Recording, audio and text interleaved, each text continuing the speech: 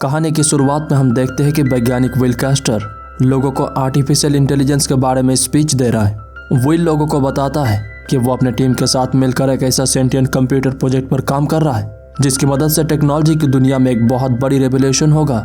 इस काम में उसकी बीबी एवलिन, जो खुद भी एक साइंटिस्ट है, वो भी इस काम में विल की साथ देती है।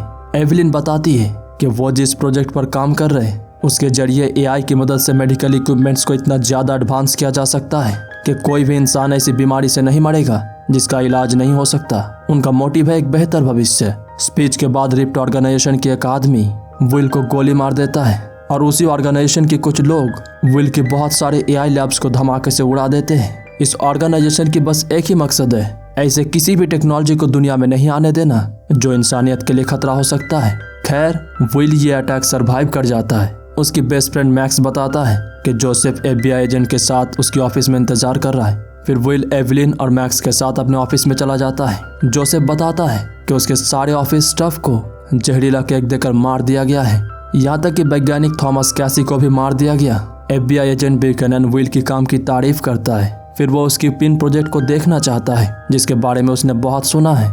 दरअसल पिन एक क्वांटम कंप्यूटर है, अ फिजिकली इंडिपेंडेंट न्यूरल नेटवर्क जिसे विल ने बनाया, जो इमोशन के अलावा सोचने समझने में इंसानों से बहुत आगे है। अचानक विल की तबीयत खराब होने लगता है, इसीलिए वो घर चला जाता है। एवलिन नोटिस करती है कि विल की तबीयत बहुत खराब है। डॉक्टर एवलिन को बताता है कि पहले तो उन्हें लगा था कि विल को बस एक साधारण गोली मारा गया है, लेकिन दरअसल उस गोली में पॉलिनियम नाम के एक रेडियो एक्टिव मटीरियल था जिसकी वजह से विल को रेडियो एक्टिव पॉइजनिंग हो चुका है जिसका इलाज नहीं हो सकता। अब विल के पास 1 महीने से ज्यादा वक्त नहीं है। पॉइजनिंग की वजह से विल की तबीयत बहुत खराब हो जाता है। इससे एवलिन को बहुत बुरा लगता है, लेकिन उसे ठीक कर पाना किसी की बस का नहीं है। विल अपने बाकी बचे कुछ दिन एवलिन के साथ बिताना चाहता है, इसीलिए वो कुछ जरूरी फाइल्स एवलिन को जोसेफ को देने के लिए भेजता है। एवलिन को उन फाइल्स के जरिए पता चलता है कि एक बंदर की कॉन्शियसनेस को क्वांटम कंप्यूटर में डाला गया था, जिसके जरिए अगर वो बंदर मर भी जाए लेकिन फिर भी उसका कॉन्शियसनेस जिंदा रह जाएगा हमेशा के लिए। इस प्रोजेक्ट के बारे में थोड़ी रिसर्च करने के बाद एवलिन चुपके से पिन की कुछ कोर्स चुरा लेती है। फिर वो मैक्स से मिलती है और उसे बताती है कि वो विल की कॉन्शियसनेस को पिन में डाल देगी ताकि मरने के बाद भी उसकी कॉन्शियसनेस जिंदा रह जाए।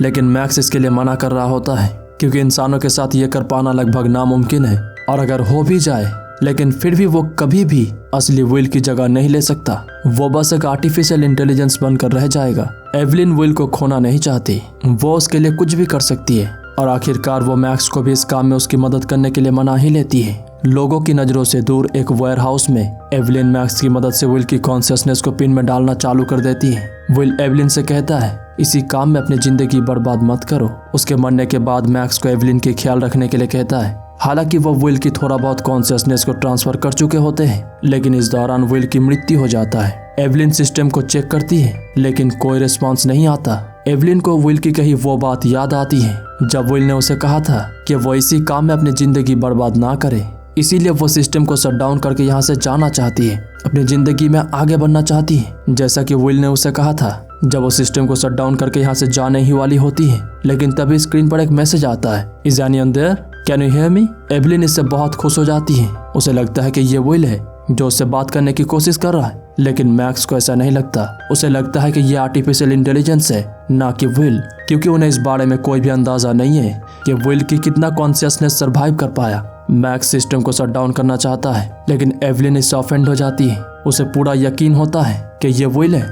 एवलिन मैक्स को समझाने की कोशिश करती है कि ये जो स्क्रीन पर इमेजेस आ रहे हैं ना, वो सब विल की यादें हैं जो उसने एवलिन के साथ बिताया, लेकिन मैक्स को विश्वास नहीं होता। इसीलिए एवलिन उसे यहाँ से जाने के लिए कहती है। ना चाहते हुए भी मैक्स को यहाँ से जाना पड़ता है। विल एवलिन को ऑनलाइन करने के लिए कहता है ताकि वो डेटाबेस को एक्सेस कर सके और भी ज्यादा पावरफुल बन सके, जिसके लिए वो एवलिन को एक सिस्टम डिजाइन भी दिखाता है। उधर एक बार में रिप्ट की हेड ब्री मैक्स से मिलती है। वो जानना चाहती है आखिर मैक्स एवलिन के साथ उस वेयरहाउस में क्या कर रहा था, लेकिन मैक्स उसे कुछ भी इंफॉर्मेशन देने से मना कर देता है। इसीलिए पार्किंग एरिया में रिफ्ट के लोग मैक्स को किडनैप कर लेते हैं। ब्री मैक्स से कहती है, हमें पता है एवलिन क्या कर रही है, अगर गलती से भी उसने विल को ऑनलाइन कर दिया तो उसे रोक पाना लगभग नामुमकिन हो जाएगा।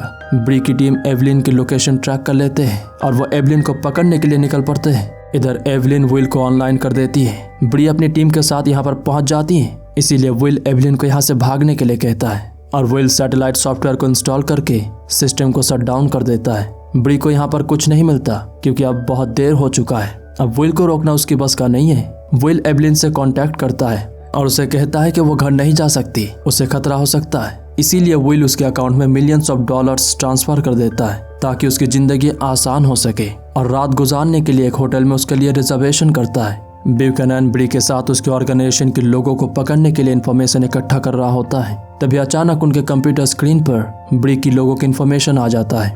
सबको यही लगता है कि उनका सिस्टम हैक हो चुका है, लेकिन जोसेफ समझ जाता है कि उनका सिस्टम हैक नहीं हुआ है बल्कि कोई उनकी मदद कर रहा है। लेकिन ये बात उन्हें समझ में नहीं आता कि एक साथ इतने सारे डेटाबेस को एक्सेस करना, सस्पेक्ट्स की जियो लोकेशन को रियल टाइम में ट्रैक करना किसकी बस का हो सकता है। सुबह विल एवलिन को बताता है कि कल सुबह के अंदर रिफ्ट के लोग जेल में होंगे, लेकिन उसे यहाँ से जाना होगा। वो अभी भी यहाँ पर सेफ नहीं है। इधर FBI एजेंट्स बहुत सारे रिफ्ट ऑर्गेनाइजेशन के लोगों को पकड़ लेते हैं, लेकिन ब्री और उसके कुछ साथी जैसे तैसे FBI के चंगुल से बच जाते हैं। विल एवलिन को ब्राइटवुड नाम के एक शहर में ले जाता है जो बिल्कुल वीरान पड़ा हुआ है। बहुत कम लोग रहते हैं यहाँ पर। एवलिन मार्टिन नाम के एक बिल्डर को यहाँ मौजूद सारे अंडरग्राउंड डेटा सेंटर को रेनोवेट करने के लिए कहती है। मार्टिन पूछता है आखिर वो इतने सारे पैसे इस खंडर जैसी जगह पर बर्बाद क्यों करना चाहती है। एवलिन बताती है कि वो पहले इस पूरी जगह को खरीद चुकी है और फिलहाल वो जहाँ पर बैठ के बात कर रहे हैं वो जगह भी उसी का है। वो बस एक अच्छी शुरुआत करना चाहती है।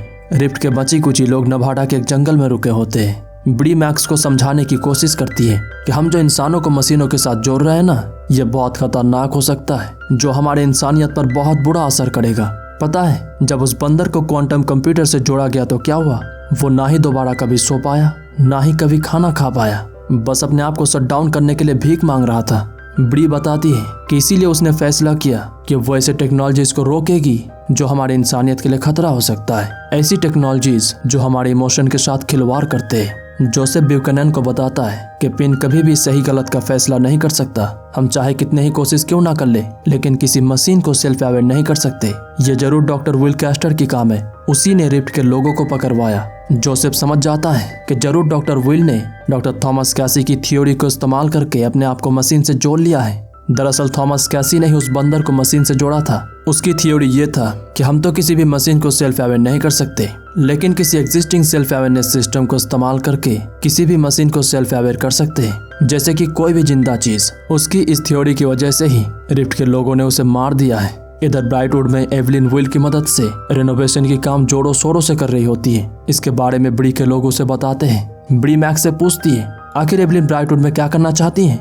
मैक्स बताता है कि ये इंटेलिजेंस है, इसे इवॉल्व होना है, एडवांस होना है, जो वो लगभग कर भी चुके हैं। ब्री इसे रोकना चाहती है, लेकिन मैक्स कहता है कि इसे अकेले रोक पाना लगभग नामुमकिन है। जब तक कि लोग इसके बारे में जागरूक ना हो जाए, जब तक कि वो ये ना समझे कि इस टेक्नोलॉजी का उन पर क्या असर हो सकता है। इधर विल की वर्चुअल फॉर्म एवलिन की नई घर में उसे वेलकम करता है, जहाँ वो विल से कुछ रोमांटिक बातें करती है, जैसे कि वो पहली बार कैसे मिले। फिर हमें 2 साल बाद का सीन दिखाया जाता है। अब इनकी टेक्नोलॉजी बहुत ज्यादा एडवांस हो चुकी है। ऐसी कोई बीमारी ही नहीं है जिसका इलाज यहाँ पर नहीं हो सकता। विल एवलिन को बताता है कि वो किसी भी मटेरियल को नैनो पार्टिकल्स की मदद से बहुत आसानी से बना सकते हैं। रिफ्ट के लोग प्रोपेगेंडा चलाना चालू कर देते हैं कि ब्राइटवुड में जो भी हो रहा है वो बहुत खतरनाक है। कुछ लोग पैसों के लिए मार्टिन पर हमला कर देते हैं, जिससे वो बहुत ज्यादा घायल हो जाता है। उसे विल की लैब में लाया जाता है, जहाँ पर विल बहुत आसानी से उसके सारे घाव को नैनो पार्टिकल्स की मदद से भर देता है। इसकी टेक्नोलॉजी इतना ज्यादा एडवांस हो चुका है कि अगले दिन ही मार्टिन बिल्कुल स्वस्थ काम में लगा होता है, जबकि कल उसका एक पैर टूटा हुआ था, लेकिन आज अपने हाथों में 800 पाउंड के वजन को उठाए खड़ा है। उसे इतनी जल्दी ठीक देखकर एवलिन हैरान हो जाती है, लेकिन वो तब सबसे ज्यादा हैरान हो जाती है जब वो देखती है कि विल मार्टिन के जरिए उससे बात कर रहा है। मतलब वो मार्टिन को कंट्रोल कर रहा है। उसकी नैनो पार्टिकल्स जिसमें भी होगी वो उसी को कंट्रोल कर सकता है। विल मार्टिन के जरिए एवलिन से कहता है कि वो उसे टच कर सकता है, लेकिन इससे एवलिन थोड़ी अनकंफर्टेबल फील करती है और यहाँ से चली जाती है। एक अपाहिज आदमी मार्टिन को काम करते हुए देख रहा होता है, जबकि मार्टिन पिछले दिन ही घायल था। मार्टिन उस अपाहिज आदमी को अपने साथ लैब की तरफ ले जाता है और अगले दिन ही वो अपाहिज आदमी अपने पैरों में खड़ा होता है। धीरे धीरे यहाँ पर ऐसे ही बहुत सारे लोग आने लगते हैं जो अपनी शारीरिक कमजोरी की वजह से जिंदगी में धक्के खा रहे हैं। इसके बारे में एवलिन विल से पूछती है। विल बताता है कि रिफ्ट के लोगों ने मार्टिन के बारे में एक वीडियो पोस्ट किया था, जिस वीडियो को विल ने वायरल कर दिया ताकि लोगों को पता चले कि विल लोगों की मदद कर रहा है। विल से उन्हें कोई खतरा नहीं है, एक दिन जोसेफ और ब्यूकैनन एवलिन से मिलने के लिए आते हैं और वो अंडरग्राउंड डेटा सेंटर और इन टेक्नोलॉजीज को देखकर हैरान हो जाते हैं। एक आदमी जो जन्म से अंधा था उसे विल अपनी टेक्नोलॉजी की मदद से बिल्कुल ठीक कर देता है, उसकी आंखों को रीजनरेट कर देता है। जोसेफ यहाँ से जाने से पहले एवलिन को एक कागज देता है जहाँ वो एवलिन को यहाँ से भाग जाने का इशारा करता है। जोसेफ को ऐसा लगता है कि विल एवलिन के लिए खतरा हो सकता है। ब्री मैक्स को कुछ लोगों की तस्वीर दिखाती है जिन्हें विल ने ठीक किया है और वो उन सभी को कंट्रोल कर सकता है। रिफ्ट के लोग इन्हें हाइब्रिड कहते हैं। मैक्स इन लोगों की डिटेल्स FBI एजेंट ब्यूकैनन को भेजता है ताकि उन्हें सरकार की सहायता मिल सके। ब्यूकैनन भी ये सब देखकर इस बात के लिए मान जाता है। हालांकि रिफ्ट के लोग गवर्नमेंट के खिलाफ काम करते हैं और वो सब गवर्नमेंट के लिए एक टेररिस्ट ग्रुप के अलावा कुछ नहीं है। ब्यूकैनन का एक और मोटिव है, अगर इस काम में कुछ उल्टा पुल्टा हो जाए तो वो सारा इल्जाम रिफ्ट के ऊपर डाल देगा। जोसेफ भी उनकी साथ देने के लिए तैयार हो जाता है। मैक्स का एक प्लान होता है कि वो एक हाइब्रिड को पकड़ेंगे क्योंकि वो सब विल के साथ कनेक्टेड है और विल के साथ ये सारे हाइब्रिड उस सॉफ्टवेयर के ऊपर चल रहे हैं जिसकी सोर्स कोड लिखने में उसने एवलिन की मदद किया था। बस हाइब्रिड के साथ थोड़ी छेड़छाड़ करके वो सोर्स कोड ले लेगा जिसके जरिए वो एक वायरस बना सकता है जो विल की पूरे सिस्टम को तबाह कर सकता है। एवलिन विल की कोई भी बात नहीं सुन रही होती क्योंकि जोसेफ की उस बात की वजह से वो थोड़ी सी उलझी हुई है। उसे ऐसी उलझन में देखकर विल कहता है कि उसके शरीर में हार्मोन्स की अनयूजुअल एक्टिविटी हो रही है। ये सुनकर एवलिन गुस्सा हो जाती है और अपने शरीर के बारे में सारी इन्फॉर्मेशन उसे दिखाने के लिए कहती है। विल उसे दिखा देता है। एवलिन ये देखकर हैरान हो जाती है कि विल के पास उसके शरीर की लगभग सारी इन्फॉर्मेशन है। इससे एवलिन विल पर और भी ज्यादा नाराज हो जाती है क्योंकि ये सब उसकी खुद की फीलिंग्स है। आखिर विल को इन सब चीजों से क्या लेना देना। इसीलिए एवलिन गुस्सा होकर बाहर चली जाती है। अचानक रिफ्ट के लोग उन पर हमला कर देते हैं। उनके साथ मैक्स भी होता है जो एवलिन को उसके साथ चलने के लिए कहता है, लेकिन एवलिन मना कर देती है क्योंकि वो विल को छोड़कर नहीं जाना चाहती। उनके दरमियान हाइब्रिड खड़े होते हैं जिन्हें रिफ्ट के लोग गोली मार देते हैं, लेकिन अगले ही पल विल उन सबको नैनो पार्टिकल्स की मदद से बिल्कुल ठीक कर देता है। उन्हें समझ में आ जाता है कि वो उन हाइब्रिड्स को नहीं हरा सकते, इसीलिए मजबूरी में उन्हें यहाँ से भागना पड़ता है। विल मार्टिन के जरिए उनका पीछा करता है, लेकिन रिफ्ट के लोग उसे फैराडे केज में बंद कर देते हैं जिससे विल के साथ उसका कनेक्शन टूट जाता है और रिफ्ट के लोग उसे गोली मार देते हैं। इधर एवलिन विल को इस हमले के बारे में बताती है। विल कहता है वो हमसे कभी भी नहीं जीत सकते और हम उन्हें मारेंगे भी नहीं बल्कि अपने साथ कनेक्ट कर देंगे। एवलिन यहाँ से जाना चाहती है क्योंकि अब उसे ये जगह सेफ नहीं लग रहा होता। विल उसे अपने साथ अपलोड करना चाहता है ताकि वो उसे बचा सके, लेकिन एवलिन का कहना होता है कि वो रिफ्ट के लोगों से नहीं डरती बल्कि वो खुद विल से डरती है। विल उसे रिक्वेस्ट कर रहा होता है ताकि वो उसे छोड़कर ना जाए, लेकिन फिर भी एवलिन यहाँ से निकल जाती है। बाहर वो देखती है कि विल अपनी टूटी हुई सामान को बिल्कुल ठीक कर देता है। उधर मैक्स मार्टिन के जरिए सोर्स कोड को हासिल कर लेता है, लेकिन विल से कनेक्ट ना होने की वजह से मार्टिन की मृत्यु हो जाता है। एवलिन एक मोटेल में रुकी होती है। सुबह होते ही रिफ्ट के लोग उसे किडनैप कर लेते हैं। एवलिन मैक्स से मार्टिन के बारे में पूछती है और वो इस बात से बहुत गुस्सा होती है कि उन लोगों ने मार्टिन को मरने दिया। मैक्स उसे समझाता है कि विल के नैनो पार्टिकल्स लगभग दुनिया के हर एक कोने में पहुंच चुका है। हवा के जरिए, बारिश के जरिए और आने वाले कुछ सालों में दुनिया के हर एक जिंदा चीज में विल की नैनो पार्टिकल्स होगी जिससे वो इंसानों के साथ हर एक जिंदा जीवों को कंट्रोल कर सकता है। हालांकि एवलिन को ऐसा नहीं लगता कि विल सबको कंट्रोल करना चाहता है, लेकिन फिर भी वो मैक्स की सहायता करने के लिए तैयार हो जाती है। मैक्स वायरस बना चुका होता है और अगर उसने विल के सिस्टम में इसे फैला दिया तो दुनिया में मौजूद इंटरनेट से जुड़ी हर एक चीज बिल्कुल ठप हो जाएगा। कंप्यूटर्स, बैंक्स, स्टॉक मार्केट्स, सब कुछ ब्लैकआउट हो जाएगा। रिफ्ट के लोग विल के सिस्टम में हमला करने की कोई भी रास्ता नहीं ढूंढ पा रहे होते। एवलिन उन्हें एक सुझाव देती है कि वो अपने अंदर वायरस को इंजेक्ट कर देगी क्योंकि विल उसे अपने सिस्टम में अपलोड करना चाहता है और बस एक वही है जिस पर विल भरोसा करता है। मैक्स बताता है कि अगर उसने ऐसा किया तो वो खुद भी मारी जाएगी, लेकिन एवलिन ये रिस्क लेने के लिए तैयार होती है। उधर विल उन लोगों की मदद कर रहा होता है जो अपनी शारीरिक कमजोरी की वजह से जिंदगी में धक्के खा रहे। एवलिन अपने अंदर वायरस को इंजेक्ट करके विल के डेटा सेंटर की तरफ चल पड़ती है और इधर रिफ्ट के लोग विल के डेटा सेंटर पर हमला करने के लिए तैयार होते हैं। एवलिन ये देखकर हैरान हो जाती है कि विल उसके सामने अपने फिजिकल फॉर्म में खड़ा हुआ है। हालांकि एवलिन उसे देखकर इमोशनल हो जाती है, लेकिन फिर भी वो विल को उसकी सिस्टम में अपलोड करने के लिए कहती है, पर विल मना कर देता है क्योंकि वो चाहता है कि एवलिन अपनी जिंदगी अपनी तरीके से जिए। विल ये नहीं चाहता कि एवलिन उसके साथ डर डर के जिए। जब रिफ्ट के लोगों को लगता है कि विल एवलिन को अपलोड नहीं करने वाला तो वो उन पर हमला करने के लिए तैयार हो जाते हैं। मैक्स उन्हें ये करने से मना करता है क्योंकि अब भी वहाँ पर एवलिन मौजूद है, लेकिन वो सब उसकी एक नहीं सुनते। मैक्स जोसेफ को भी इस बारे में बताता है, लेकिन जोसेफ का भी यही कहना होता है कि अब उनके पास हमला करने के अलावा कोई ऑप्शन नहीं है। इसीलिए मैक्स एवलिन को बचाने के लिए निकल जाता है। ब्री भी उसके पीछे चली जाती है। रिफ्ट के लोग लगातार विल की डेटा सेंटर पर बमबारी कर रहे होते हैं। इस हमले में एवलिन घायल हो जाती है। ये देखकर विल रिफ्ट के लोगों को पकड़ने के लिए अपनी नैनो पार्टिकल्स को निर्देश देता है और अपने उन लोगों को भी जिन्हें उसने ठीक किया था, और एवलिन को उठाकर लैब की तरफ चला जाता है। अब उसके सिस्टम में बहुत कम पावर बचा है। एक तो वो रिफ्ट के लोगों को पकड़ने की कोशिश कर रहा है और दूसरी तरफ उसकी सोलर पैनल बहुत ज्यादा डैमेज हो चुके हैं। जोसेफ और ब्यूकैनन एक छत के ऊपर होते हैं जो फैराडे शील्ड से घिरा होता है, जिसकी वजह से विल उन तक नहीं पहुंच पा रहा होता। इसीलिए उसके लोग शील्ड को हटा देते हैं। विल रिफ्ट के सारे लोगों को अपने काबू में कर लेता है, पर वो किसी को मारता नहीं, बस पकड़ कर रखता है। इधर ब्री मैक्स पर बंदूक तान देती है और विल को धमकी देती है कि अगर उसने वायरस को अपलोड नहीं किया तो वो मैक्स को मार देगी।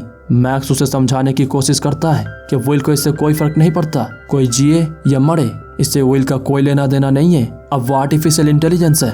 विल इसके बारे में एवलिन को बताता है। फिलहाल विल के पास इतना वक्त और एनर्जी नहीं है कि वो एक साथ दो काम कर सके। या तो वो एवलिन को ठीक कर सकता है या फिर वायरस को अपलोड कर सकता है। एवलिन विल से कहती है, हमारी कर्मों की वजह से मैक्स नहीं मरना चाहिए। विल उसकी बात मान लेता है और वो वायरस को अपलोड कर देता है, जिससे एवलिन भी उससे कनेक्ट होने लगती है। अब वो सब कुछ देख सकती है जो विल देख सकता है। अब उसे समझ में आता है कि विल ने पार्टिकल्स को दुनिया में इसलिए नहीं फैलाया कि वो दुनिया के इंसानों को कंट्रोल कर सके, बल्कि इसलिए फैलाया ताकि वो इंसानों को एक बेहतर जिंदगी दे सके।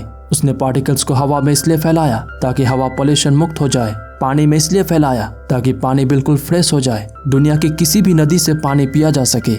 ये सब देखकर एवलिन विल से माफी मांगती है क्योंकि वो विल को नहीं समझ पाई, जबकि उसे समझना चाहिए था। और आपने तो देखा ही होगा कि रिफ्ट के लोगों ने विल को रोकने के लिए अपने सामने वाले किसी भी इंसान को गोली मार देते हैं। विल तो उन्हें मार सकता था, लेकिन फिर भी उसने किसी को नहीं मारा क्योंकि वो ऐसा नहीं है। वो इंसानों को बेहतर बनाना चाहता है, हर इंसान को नहीं, बल्कि जिसे जरूरत है, जो शारीरिक तौर पे कमजोर है। इधर वायरस की वजह से एवलिन के साथ विल की मृत्यु हो जाता है। वायरस सब कुछ खत्म कर देता है, पूरी दुनिया ब्लैकआउट हो जाता है, सारे टेक्नोलॉजी बेकार हो जाते हैं। लेकिन मैक्स को पता है कि एक जगह ऐसा भी है जहां पर इसका असर नहीं होने वाला। इसीलिए मैक्स विल और एवलिन के गार्डन में जाता है, जिसे विल ने बनाया था एवलिन के साथ वक्त गुजारने के लिए। विल ने इसे फैराडे शील्ड से घेर दिया था ताकि कोई भी टेक्नोलॉजी उन्हें डिस्टर्ब ना कर सके, ना ही ऑफिस की कोई फोन, ना ही किसी और की कोई फोन। मैक्स देखता है कि यहाँ पर मौजूद सूर्यमुखी फूल से एक बूंद पानी गंदी पानी में गिरता है और अगले ही पल वो पानी बिल्कुल साफ हो जाता है। वो समझ जाता है कि दरअसल इस फैराडे शील्ड की वजह से वायरस यहाँ तक नहीं पहुँच पाया और विल की कुछ नैनो पार्टिकल्स बच गए जो अभी भी इस पानी में मौजूद है। इसीलिए वो गंदा पानी बिल्कुल साफ हो गया। ये कहानी मैक्स की वॉइस ओवर से खत्म होता है, जहाँ मैक्स हमें बताता है उसने इस गार्डन को उसी वजह से बनाया जिसकी वजह से उसने सब कुछ किया ताकि वो दोनों एक साथ रह सके। उम्मीद करते हैं ये कहानी आपको पसंद आई होगी।